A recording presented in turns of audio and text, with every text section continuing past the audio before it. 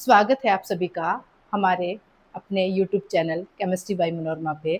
मैं हूं मनोरमा चौधरी और आज आपके लिए लेके आई हूं electronic configuration of cationic and anionic elements. देखिए, लास्ट जितनी भी क्लासेस हुई थी उसके अंदर पीरियोडिक टेबल्स कंप्लीट करवाई थी, इलेक्ट्रॉनिक कॉन्फ़िगरेशन करवाए थे। लेकिन जो एलिमेंट्स जो आयंस क्रिएट करते हैं, चाहे वो कैटायंस करो चाहे वो एनायंस करो, वो किस तरह से आयंस का फॉर्मेशन करते हैं, और जब आयंस का फॉर्मेशन कर देते हैं उसके बाद में उनका जनरल इलेक्ट्रॉनिक कॉन्फ़िगरेशन कैसे होता है। तो आइए अब देखते हैं हम कि कोई भी एटम है और एटम को रिप्रेजेंट करते हैं हम जेड से। जेड किसको बोला जाता है? एटम को। कोई भी पर्टिकुलर एटम हो सकता है, एलिमेंट हो सकता है, ठीक है। अब इस एलिमेंट के ऊपर यदि कोई चार्ज क्रिएट हो रहा, मतलब इस एटम ने, मान लीजिए मैंने यहाँ पे एक एटम ले लिया, मान लीजिए मैंने सोडियम लिया, और इस सोडियम ने अपना एक कोई इलेक्ट्रॉन लूज किया, मतलब इलेक्ट्रॉन इसने रिमूव किया, तो इसके ऊपर कैसा चार्ज आएगा? प्लस। और प्लस को क्या बोला जाता है? कैटायन। मतलब एक इलेक्ट्रॉन इसने बाहर निकाल दिया। कितने इलेक्ट्रॉन? एक इलेक्ट्रॉन इसने बाहर निकाल दिया, तो सोडियम से क्या बन गया? Sodium plus. और इसी तरह से मान लीजिए मैंने एक क्लोरीन लिया, एक एटम लिया क्लोरीन। क्लोरीन ने क्या किया? एक इलेक्ट्रॉन को क्या कर लिया? एक्सेप्ट कर लिया। और एक्सेप्ट कर लिया तो एक क्लोरीन क्या बन गया? Chlorine minus. तो इस तरह से कोई भी एटम है वो अपना इलेक्ट्रॉन लूज करता है या इलेक्ट्रॉन गेन करता है। और जो भी आयंस का फॉर्मेशन होता है, मान लीजिए उसने अपना एक जो आयंस था या इलेक्ट्रॉन्स था लूज कर दिया, इसने इलेक्ट्रॉन को लूज किया, तो इस पॉजिटिव चार्ज बना, और इस पॉजिटिव चार्ज को ही हम क्या बोलते हैं? पॉजिटिव चार्ज को ही हम क्या बोलते हैं? कैटायंस। क्या बोला जाता है? कैटायन। और यदि कोई एटम इलेक्ट्रॉन को एक्सेप्ट करके या इलेक्ट्रॉन को ग्रहण करके और एक आयंस का फॉर्मेशन करता है, यदि वो आयंस नेगेटिव है, और वो आयंस यदि नेगेटिव है, तो उसको क्या बोला जाता है? उसको बोला जाता है एनायन। तो कैटायन के लिए कंडीशन क्या है? कि इलेक्ट्रॉन को रिमूव करेंगे, इलेक्ट्रॉन को रिमूव करेंगे या इलेक्ट्रॉन को त्याग करेंगे। और एनायन का मतलब है इलेक्ट्रॉन को गेन करेंगे या इलेक्ट्रॉन का एडिशन करेंगे या इलेक्ट्रॉन को ग्रहण करेंगे। इसको ध्यान रखिएगा। और यदि कोई भी एलिमेंट्स इलेक्ट्रॉन का लूज करता है या इलेक्ट्रॉन को एक्सेप्ट करता है, उससे इलेक्ट्रॉनिक कॉन्फ़िगरेशन पे क्या इफेक्ट पड़ता है, तो आज हम यही जानेंगे कि कैसे एटम जो आयंस क्रिएट करते हैं, तो एटॉमिक जो एटॉमिक बोलो चाहे इलेक्ट्रॉनिक बोलो, कॉन्फ़िगरेशन में कैसे चेंज होता है। तो यदि पॉजिटिव बना तो कैटायन, कैटायंस का मतलब है रिमूवल ऑफ इलेक्ट्रॉन्स। और यदि नेगेटिव बना तो इसका मतलब एनायन है, और एनायन का मतलब है गेन ऑफ इलेक्ट्रॉन्स। तो देखिए, हम सबसे पहले बात करते हैं, मान लीजिए हमने लिया सबसे छोटा एलिमेंट ही ले लिया, लिथियम। लिथियम, ये लिथियम प्लस है, और एक मैंने ले लिया लिथियम। ये न्यूट्रल एटम है, ये न्यूट्रल एलिमेंट है। इसके ऊपर जब तक कोई चार्ज नहीं, इसके ऊपर जब तक कोई चार्ज नहीं है तब तक ये एटम क्या है? न्यूट्रल से। और यदि इस एटम या एलिमेंट के ऊपर यदि पॉजिटिव या नेगेटिव चार्ज आ जाता है, उसको आयोनिक एलिमेंट्स बोला जाता है, फिर वो न्यूट्रल नहीं रहता है। तो ये एटम जो है ये न्यूट्रल फेज में है, और इसके ऊपर कौन सा एक चार्ज क्रिएट हो रखा है, वो कौन सा है? पॉजिटिव। यदि हम इसका इलेक्ट्रॉनिक कॉन्फ़िगरेशन देखें, इलेक्ट्रॉनिक कॉन्फ़िगरेशन देते हैं लिथियम का, तो लिथियम के एटॉमिक नंबर कितने होते हैं? 3। और न्यूट्रल है तो प्रोटॉन्स नंबर भी 3 और इलेक्ट्रॉन नंबर भी 3। ये लास्ट लेक्चर के अंदर हमने बताया था कि कैसे नंबर ऑफ इलेक्ट्रॉन्स देखा जाता है, कैसे नंबर ऑफ प्रोटॉन्स देखा जाता है। तो ये लिथियम है, लिथियम का इलेक्ट्रॉनिक कॉन्फ़िगरेशन क्या होता है? 1s2, क्योंकि इसका 3 होता है, 1s2 2s1। ये एक न्यूट्रल एलिमेंट है, और न्यूट्रल एलिमेंट का एटॉमिक नंबर 3। देखो, न्यूट्रल हो चाहे कोई भी चार्ज वाले कंपाउंड हो, एटॉमिक नंबर तो चेंज नहीं हो सकता है, इलेक्ट्रॉन्स चेंज होता है। इसीलिए हम पढ़ रहे हैं electronic configuration of cations and anions. Electronic number किसी भी एनायनिक एलिमेंट्स के अंदर उस एलिमेंट के बराबर भी हो सकता है, ज्यादा भी हो सकता है, कम भी हो सकता है, इलेक्ट्रॉन चेंज हो सकता है, प्रोटॉन नहीं हो सकता है, या फिर एटॉमिक नंबर चेंज नहीं हो सकता है। तो यहाँ हमने लिथियम प्लस बोला। और यदि पॉजिटिव है, पॉजिटिव का मतलब है इलेक्ट्रॉन रिमूव होगा, कहाँ से? आउटर ऑर्बिट से या आउटर शेल से। ऑर्बिटल से या फिर आउटर शेल से। देखिए इसके अंदर, तो इसके अंदर कितना इलेक्ट्रॉन रिमूव हुआ, यदि मैंने यहाँ पे कोई नंबर नहीं लिखा है इसका मतलब अंडरस्टूड है वो +1 ही बोल रहा है, ठीक है। तो ये आउटर मोस्ट जो ऑर्बिटल है या आउटर मोस्ट ऑर्बिट या शेल में से एक इलेक्ट्रॉन रिमूव होगा, तो ये कहाँ से जाएगा, आउटर मोस्ट इलेक्ट्रॉन इसको बोला जाता है, जो सबसे बाहर की तरफ है, या वैलेंस इलेक्ट्रॉन भी बोला जाता है। तो एक इलेक्ट्रॉन लूज किया तो इसका इलेक्ट्रॉनिक कॉन्फ़िगरेशन क्या हो गया, 1s2, क्योंकि एक इलेक्ट्रॉन यहाँ से बाहर निकल गया, और तो लिथियम प्लस का इलेक्ट्रॉनिक कॉन्फ़िगरेशन क्या है, 1s2। मान लीजिए हम सेकंड यदि मैंने ले लिया कि पोटेशियम, ठीक है, पोटेशियम का जो एटॉमिक नंबर होता है वो 19 होता है। अब लिथियम के अंदर नंबर ऑफ इलेक्ट्रॉन्स कितने, नंबर ऑफ, ये क्या है, नंबर ऑफ इलेक्ट्रॉन्स कितने इसके कि तीन एटॉमिक नंबर होते हैं, ठीक है, और इलेक्ट्रॉन्स बोला है कम या ज्यादा हो सकता है, तो इसमें से नंबर ऑफ इलेक्ट्रॉन्स एक निकल गया तो पीछे कितना बचा, 2, तो इसके अंदर कितने इलेक्ट्रॉन है, 2 इलेक्ट्रॉन है, तभी तो 1s2 आया। अब इधर देखिए इसके अंदर पोटेशियम के अंदर इसका एटॉमिक नंबर है 19, और इसका इलेक्ट्रॉनिक कॉन्फ़िगरेशन करते हैं हम 1s2, 2s2, 2p6, 3s2। अब देखो इसका पोटेशियम 3s2, 3p6 और 4s, कितना हो जाएगा, 10, 2 12, 6 18 और 4s1। ये हमने पहले भी बोला था, इलेक्ट्रॉनिक कॉन्फ़िगरेशन पर्टिकुलर एटम का देखा था, लेकिन आयनिक कंपाउंड्स का या आयनिक एलिमेंट्स का नहीं देखा था, उसका इधर ध्यान से देख लीजिए। ये इसका आउटर मोस्ट शेल है, ये आउटर ऑर्बिट है, इसमें से इलेक्ट्रॉन अब जितना भी अपने को जरूरत है उतना जाएगा। मान लीजिए मैं यहाँ पे लिख दिया पोटेशियम प्लस, क्या लिखा, पोटेशियम प्लस, इसका मतलब प्लस का मतलब पॉजिटिव का मतलब है वो कैटाइन बना रहा है, कैटाइन का मतलब इलेक्ट्रॉन रिमूव हो रहा है, मतलब इलेक्ट्रॉन हट रहा है, कितना हट रहा है, जितने पॉजिटिव चार्ज, प्लस लिखा हुआ हो या +1 लिखा हुआ एक ही बात है, वो नंबर शो नहीं कर रहा +1 में, यदि +2 होता तो नंबर जरूर शो करता। तो इसका देखो इलेक्ट्रॉनिक कॉन्फ़िगरेशन कैसे करेंगे कि इसमें से एक इलेक्ट्रॉन निकल गया तो यही निकलेगा, तो इसका इलेक्ट्रॉनिक कॉन्फ़िगरेशन क्या हो गया, 1s2, 2s2, 2p6, 3s2, 3p6। अब देखिए ये इलेक्ट्रॉन यहाँ से निकल गया, तो पोटेशियम प्लस का इलेक्ट्रॉनिक कॉन्फ़िगरेशन ये है, और पोटेशियम का इलेक्ट्रॉनिक कॉन्फ़िगरेशन ये ऊपर वाला है। तो ये इसके नंबर ऑफ इलेक्ट्रॉन्स कितने हो गए, इसके नंबर ऑफ इलेक्ट्रॉन्स कितने हो गए, पहले 19 थे क्योंकि न्यूट्रल एटम थे, तो जितने प्रोटॉन्स थे उतने ही क्या थे, इलेक्ट्रॉन्स थे, तो इसके भी 3 इलेक्ट्रॉन ही थे कि न्यूट्रल एटम था, इसके भी 19 है, 19 इलेक्ट्रॉन है क्योंकि पोटेशियम कैसा है, न्यूट्रल, लेकिन यहाँ पोटेशियम कैसा बन गया, पॉजिटिव बन गया, कितने इलेक्ट्रॉन लूज किए, एक इलेक्ट्रॉन लूज किया, तो ये क्या बन गया, लूज किया तो ये 18 इलेक्ट्रॉन्स बन गए। तो ये जो इलेक्ट्रॉनिक कॉन्फ़िगरेशन है वो 18 इलेक्ट्रॉन्स का है, और ये न्यूट्रल वाला है जो अपनी ओरिजिनल एटॉमिक नंबर को या एटॉमिक नंबर को बोलो या इलेक्ट्रॉनिक कॉन्फ़िगरेशन इलेक्ट्रॉन्स को बोलो, कि न्यूट्रल में जितने प्रोटॉन्स है उतने इलेक्ट्रॉन्स होंगे। इसी तरह से यदि हम बात करते हैं कैल्शियम की, कैल्शियम का एटॉमिक नंबर बोलो चाहे इलेक्ट्रॉन्स नंबर बोलो कितने होता है, 20 होता है, क्योंकि अभी ये न्यूट्रल स्टेट में है, ठीक है। इसका इलेक्ट्रॉनिक कॉन्फ़िगरेशन क्या है, 1s2, 2s2, 2p6, 3s2 और 3p6 और 4s2 हो गए 10, और 10 to 12 18 और +2 20। अब देखिए, अब मैंने इस कैल्शियम को बना दिया है कैल्शियम +2, अब मैंने कितना, सिर्फ प्लस लिखा हुआ है तो अंडरस्टूड है +1 है, लेकिन यदि इसके ऊपर क्या लिखा हुआ है, +2 लिखा हुआ है, तो इसका मतलब है कि जितने इसके प्रोटॉन नंबर थे या जितने इसके एटॉमिक नंबर है, उस एटॉमिक नंबर में से 2 इलेक्ट्रॉन बाहर निकल जाएंगे, क्योंकि पॉजिटिव का मतलब यही है रिमूवल ऑफ इलेक्ट्रॉन।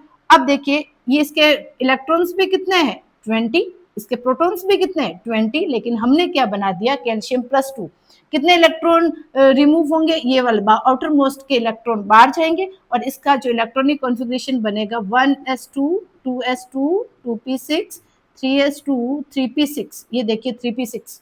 तो कैल्शियम का और कैल्शियम +2 का इलेक्ट्रॉनिक कॉन्फ़िगरेशन चेंज हो गया है। आप इसको बिल्कुल ध्यान रखिएगा, क्वेश्चंस किस तरह से एग्जाम के अंदर आता है, तो आपको पूछा है कैल्शियम +2 का इलेक्ट्रॉनिक कॉन्फ़िगरेशन और आप बता रहे हो कैल्शियम का, तो इसका ध्यान रखिए। आयनिक कंपाउंड्स के पर्टिकुलर ये वीडियो मैंने बनाई है ताकि आपको आयंस को लेकर कोई दिक्कत नहीं हो। मान लीजिए एक सेकंड एग्जांपल देखते हैं, Fe+2, कितना है, आयरन +2, आयरन बोला जाता है Fe को, आई आयोडीन होता है, Fe लोहे को बोला जाता है, आयरन को बोला जाता है। ठीक है, पहले हम सिर्फ आयरन की बात करेंगे, फिर हम आयरन +2 की बात करेंगे और आयरन +3 की भी बात करेंगे। अब देखिए, आयरन का जो एटॉमिक नंबर होता है वो होता है 26। तो अंडरस्टूड है कि इसका एटॉमिक नंबर 26, तो प्रोटॉन नंबर भी 26, और यदि ये न्यूट्रल है तो इसका जो इलेक्ट्रॉनिक नंबर भी क्या होगा, 26 ही होगा। अब देखिए आयरन का इलेक्ट्रॉनिक कॉन्फ़िगरेशन करते, 1s2, 2s2, 2p6, 3s2, 3p6 और 4s2 और 3d6। ये क्या बन गया, 3d6। देख लेते हैं, वापस काउंट कर लेते हैं, ये 10 हो गए, 2 12, 6 18, 2 20 और 6 26। ये हो गया अपना 26 नंबर ऑफ इलेक्ट्रॉन्स। ये आयरन का इलेक्ट्रॉनिक कॉन्फ़िगरेशन है। लेकिन यदि क्वेश्चन आ गया आयरन +2 का इलेक्ट्रॉनिक कॉन्फ़िगरेशन क्या होगा, तो हमें देखना पड़ेगा कि इसके अंदर कितने इलेक्ट्रॉन्स लूज हुए, +2 मतलब 2 इलेक्ट्रॉन जाएंगे। यदि +1 होता तो 1 इलेक्ट्रॉन जाता, और यदि +2 है तो आउटर मोस्ट जो ऑर्बिट है उसके अंदर +2 जाएगा। अब देखिए कंफ्यूजन यहाँ होता है कि इसमें से इलेक्ट्रॉन बाहर निकालें या इसमें से इलेक्ट्रॉन बाहर निकालेंगे। तो इसके अंदर पहले हम एस ऑर्बिट में से इलेक्ट्रॉन्स बाहर निकालते हैं और उसके बाद में हम निकालते हैं किसमें से, डी हो तो डी में से बाहर निकालेंगे या फिर पी हो तो पी में से निकालेंगे। ठीक है, most probability n+ rule follow करेगा। इसको मैं आगे आपको एक्सप्लेन करूंगी। अभी आप इतना सा ध्यान रखिए कि यदि किसी भी एलिमेंट में से इलेक्ट्रॉन रिमूव हो रहे हैं तो आप कोशिश करिए कि पहले इलेक्ट्रॉन एस में से जाए, उसके बाद में पर्टिकुलर कोई जो भी ब्लॉक का एलिमेंट है उस ऑर्बिटल में से जाए। तो देखिए आयरन +2 है, इसका मतलब पहले इलेक्ट्रॉन, आउटर मोस्ट शेल तो यही है, आउटर मोस्ट में पहले किसमें जाएगा, किसमें से इलेक्ट्रॉन निकलेगा, एस में से। तो इसका इलेक्ट्रॉनिक कॉन्फ़िगरेशन क्या हो गया, 1s2, 2s2, 2p6, 3s2, 3p6 and 3d6, क्योंकि ये 2 इलेक्ट्रॉन यहाँ से रिमूव हो गया। ये हो गया आयरन +2 का इलेक्ट्रॉनिक कॉन्फ़िगरेशन। मान लीजिए क्वेश्चन इसको बोलते हैं फेरस, इसको क्या बोला जाता है, फेरस, और आयरन +3 को बोला जाता है फेरिक। ये डिफरेंस है, +2 वाले को फेरस बोला जाता है, ये आयरन है, ये फेरस है, ये फेरिक है। अब देखिए इस आयरन +3 के अंदर, इसके अंदर कितने नंबर ऑफ इलेक्ट्रॉन्स गए, 3। इसका मतलब तो अब तो अपने 2 एस में से चले गए, अब तो डी में से आपको निकालने ही पड़ेंगे।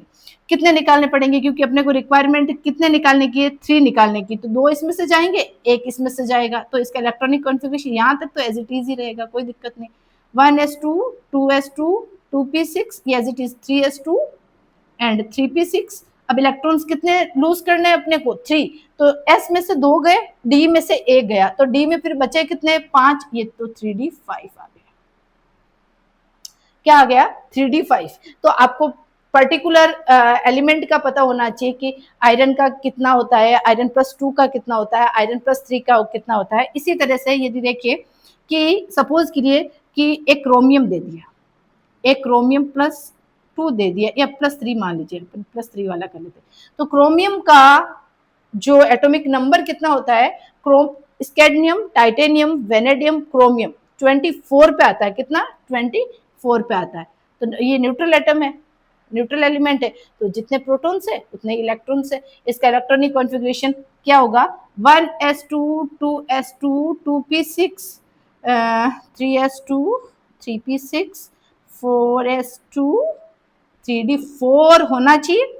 रूल के अकॉर्डिंग तो ऐसा होना चाहिए, लेकिन ये ऐसा नहीं होता है। ये हाफ फील्ड की वजह से स्टेबिलिटी दिखाता है, और ये S2 होता है, वो अपना एक इलेक्ट्रॉन दे देता है इसको D5 को। ये अपने लास्ट वीडियो के अंदर बात की थी कि क्रोमियम और कॉपर, इनका इलेक्ट्रॉनिक कॉन्फ़िगरेशन आपको ध्यान में रखना। देखिए एग्जाम्स के अंदर सबसे ज्यादा एक्सेप्शन आते हैं, और एक्सेप्शन को सबसे पहले ध्यान रखना है कि वो 3d4, 4s2 नहीं होगा, वो होगा 3d5, 4s1। इसको ध्यान रखना है। क्रोमियम कॉपर का एक्सेप्शन है, और एक्सेप्शन में से ही क्वेश्चन आते हैं, क्योंकि ज्यादातर हम इतने सारे क्वेश्चंस थे जो हम रूल्स के अकॉर्डिंग कर रहे थे, तो अपने दिमाग के अंदर वो रूल ही याद रहता है, वो एक्सेप्शन याद नहीं रहता है। तो ये अपनी हाफ फील्ड की वजह से स्टेबिलिटी दिखाता है, और इसी कारण ये इलेक्ट्रॉन यहाँ से ट्रांसफर होते हैं, और ये 3d5 बनता है, ये 4s1 होता है। ठीक है। अब इसमें से ये बोल रहा है ये क्रोमियम जो है इसका इलेक्ट्रॉनिक कॉन्फ़िगरेशन ये है, तो क्रोमियम +3 का इलेक्ट्रॉनिक कॉन्फ़िगरेशन कितना होगा, तो कितने इलेक्ट्रॉन लूज होंगे, तो इलेक्ट्रॉन लूज होंगे 3, तो एक तो एस में से जाएगा और दो किस में जाएंगे 3d5 में से, तो यहाँ तक तो इलेक्ट्रॉनिक कॉन्फ़िगरेशन सेम रहेगा, 1s2 2s2 2p6 3s2 3p6 3p6। अब इलेक्ट्रॉन एक यहाँ से गया और दो यहाँ से गए, तो कितना हो गए 3d3, कितना रहा 3d3, एक तो ये गया और दो यहाँ से गए, तो पीछे कितने बचे 3, ये 3d3। तो ये क्रोमियम +3 का इलेक्ट्रॉनिक कॉन्फ़िगरेशन। आप चाहे कोई सा भी अब एक नेगेटिव वाला ले लेते हैं, मान लीजिए हमने लिया है फ्लोरीन, फ्लोरीन का एटॉमिक नंबर होता है 9, कितना होता है 9, और प्रोटॉन नंबर भी 9, इलेक्ट्रॉन नंबर भी 9, क्योंकि हमने सिर्फ फ्लोरीन बोला है, एक न्यूट्रल एलिमेंट की बात की। अब इसका इलेक्ट्रॉनिक कॉन्फ़िगरेशन करेंगे 1s2 2s2 2p5, सही है 9 हो गया ना। हाँ, अब मान लीजिए हमने इसको बना दिया है फ्लोरीन माइनस को बोला जाता है फ्लोराइड, क्या बोला जाता है फ्लोराइड। जिस किसी भी एलिमेंट के ऊपर यदि नेगेटिव चार्ज आता है या इलेक्ट्रॉन को गेन करता है तो उसको बोला जाता है, उसके जो भी नाम होता है उसके पीछे बोला जाता है आइड, जैसे फ्लोरीन है तो फ्लोराइड, क्लोरीन है तो क्लोराइड, ब्रोमीन है तो ब्रोमाइड, ठीक है। अब देखिए इसमें एक इलेक्ट्रॉन क्या किया इसने, अब नेगेटिव चार्ज है, नेगेटिव का मतलब क्या होता है एनायन, एनायन का मतलब होता है इलेक्ट्रॉन को एक्सेप्ट किया, इलेक्ट्रॉन को गेन किया, इलेक्ट्रॉन को ग्रहण किया।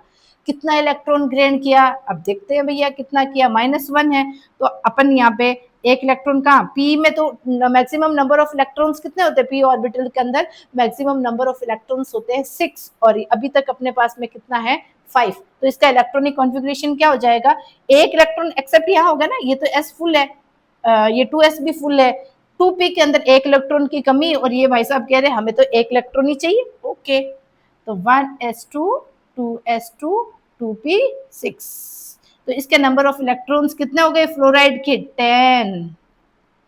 इसी तरह से कोई भी एलिमेंट है, आप इतना सा ध्यान रखिए उसका जो न्यूट्रल एटम है या न्यूट्रल एलिमेंट है उसका इलेक्ट्रॉनिक कॉन्फ़िगरेशन लिख लीजिए, उसके बाद में यदि पॉजिटिव दिया तो इलेक्ट्रॉन को रिमूव कर दीजिए, और यदि नेगेटिव दे रखा है तो इलेक्ट्रॉन को गेन कर लीजिए, जितने पॉजिटिव दे रखा है, जितने नंबर ऑफ पॉजिटिव दे रखा है उतने नंबर ऑफ इलेक्ट्रॉन्स रिमूव कर दो, हटा दो, और यदि जितने नंबर ऑफ नेगेटिव दे रखा उसको क्या कर लो गेन कर लो, और ये इस तरह से आपका जो कैटायनिक और एनायनिक एलिमेंट का इलेक्ट्रॉनिक कॉन्फ़िगरेशन है, इसमें आप किसी को दिक्कत नहीं आनी चाहिए।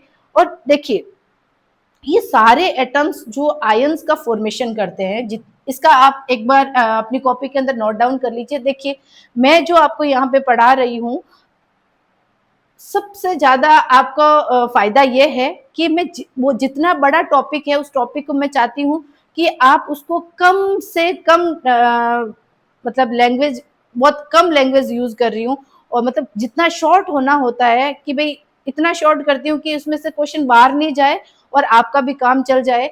यदि आप कहीं और देखोगे तो या कोई और जगह पढ़ोगे तो आपको पता चलेगा कि इसके 3-4 वीडियोस या फिर 3-4 क्लास होगी, तो अपने को अपना काम निकालना है और अपने को नॉलेज भी लेनी है, अपने को रटना भी नहीं है, और जितना भी बोर्ड पे लिख रही हूँ मैं आप लोग नोट डाउन कर लीजिए, ये बहुत आपके फायदे की चीज है, ठीक है। और मान लीजिए कि जितने भी एलिमेंट्स है, मान लीजिए मैंने कैल्शियम +2, देखिए कोई भी एलिमेंट है वो इलेक्ट्रॉन का लेन देन क्यों करता है, वो इलेक्ट्रॉन का लेन देन करता है अपनी स्टेबिलिटी के लिए, किसके लिए करता है अपनी स्टेबिलिटी के लिए। देखिए कि जो पीरियोडिक टेबल के अंदर ये पीरियोडिक टेबल है, एस ब्लॉक वाला है और ये पी ब्लॉक वाला है, ये एस ब्लॉक, ये पी ब्लॉक और ये डी ब्लॉक। देखो सबसे पहली चीज तो आपको ये ध्यान में रखनी है कि जितने भी मेटल्स है, जितने भी मेटल्स है, सारे के सारे मेटल्स इलेक्ट्रॉन को लूज करते हैं, बोले तो कैटायंस बनाते हैं, मेटल्स जितने भी है। नॉन मेटल्स इलेक्ट्रॉन को एक्सेप्ट कर सकते हैं, जैसे फ्लोरीन है नॉन मेटल्स है, मेटल नहीं है, ये इलेक्ट्रॉन को कैरी करेगा, इलेक्ट्रॉन को ग्रहण करेगा, लेकिन कोई भी मेटल आपको ऐसा नहीं मिलेगा कि उस पर नेगेटिव चार्ज है, कहने का मतलब है जितने भी मेटल्स हैं उन पे पॉजिटिव चार्ज आएगा, वो हमेशा इलेक्ट्रॉन देने की टेंडेंसी रखता है, लेने की टेंडेंसी नहीं रखता है। कभी भी किसी भी मेटल पर माइनस चार्ज मत करना, वो आपका क्वेश्चन गलत हो जाएगा। पहले क्वेश्चन को आंसर देने से पहले क्वेश्चन को 10 बार पढ़ना।